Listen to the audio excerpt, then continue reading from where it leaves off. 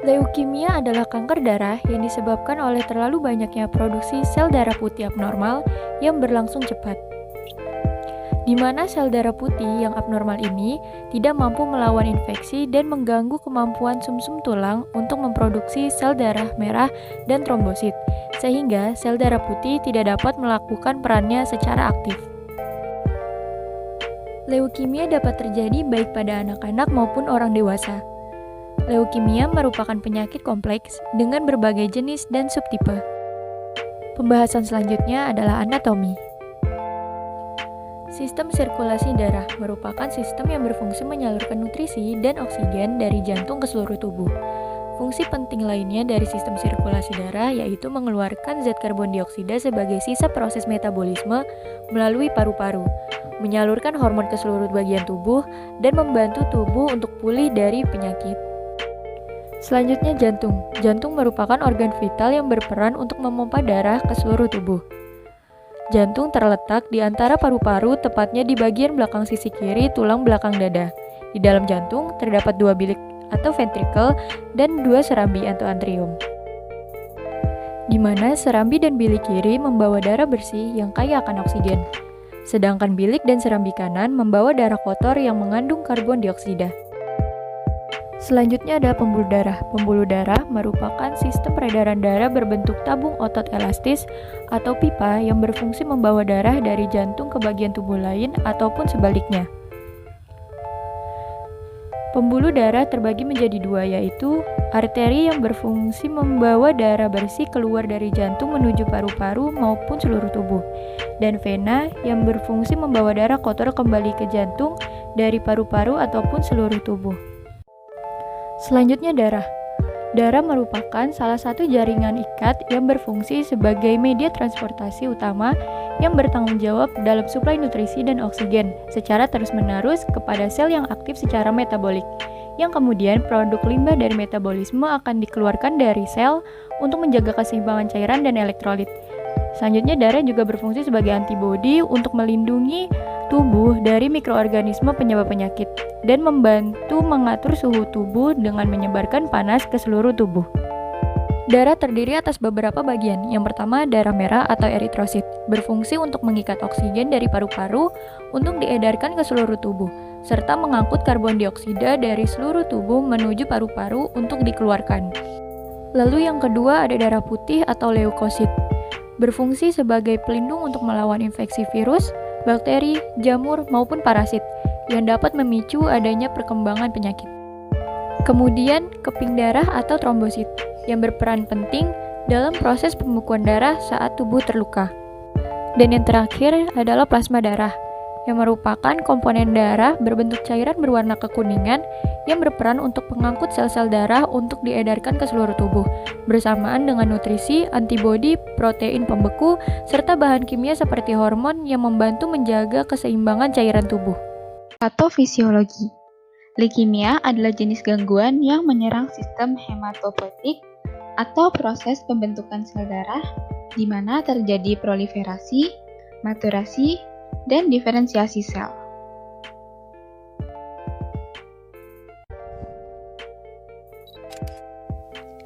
Proliferasi dari satu jenis sel mengakibatkan terganggunya produksi normal sel lainnya dan mengarah ke pembelahan sel yang cepat dan penurunan jumlah.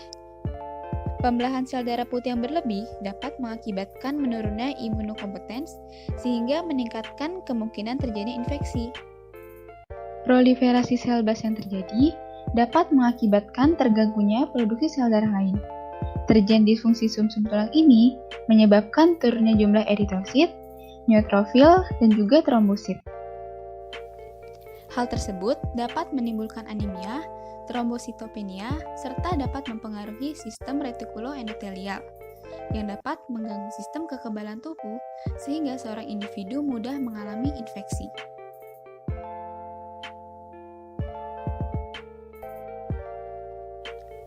Masuknya sel leukemia ke dalam organ vital dapat menimbulkan hepatomegali atau pembesaran organ hati, splenomegali atau pembesaran organ limfa, dan limfadenopati atau pembesaran kelenjar getah bening.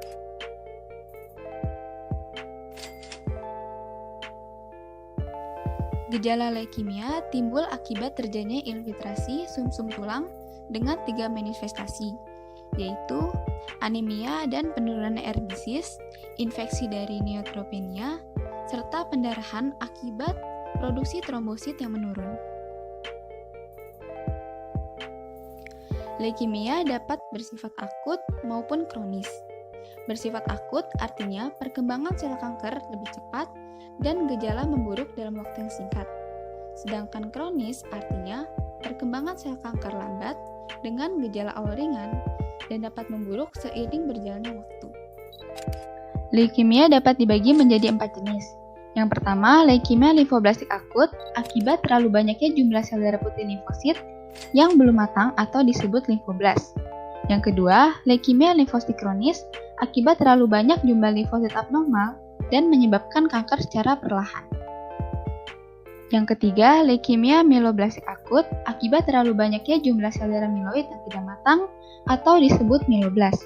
Dan yang keempat, leukemia mielostik kronis akibat sumsum tulang yang tidak mampu memproduksi sel mieloid yang matang.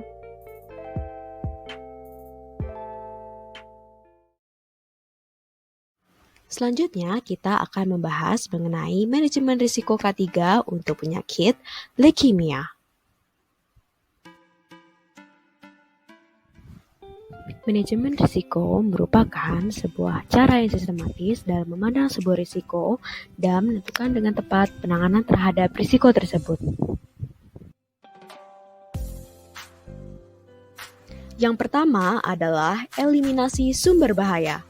Untuk pencegahan penyakit leukemia di tempat kerja, hal yang bisa dilakukan adalah menghilangkan zat berbahaya yang menjadi pemicu penyakit ini, seperti zat benzena. Yang kedua adalah substitusi. Jika tindakan eliminasi tidak memungkinkan untuk dilakukan, maka bisa dilakukan penggantian zat benzena dengan zat yang memiliki risiko bahaya lebih rendah. Yang ketiga adalah pengendalian teknis. Metode yang digunakan seperti membuat ventilasi mekanis, baik dilusi dan exhaust lokal. Lalu yang kedua, semua proses dan personil dengan pajanan benzena berada pada ruangan tertutup atau terisolasi.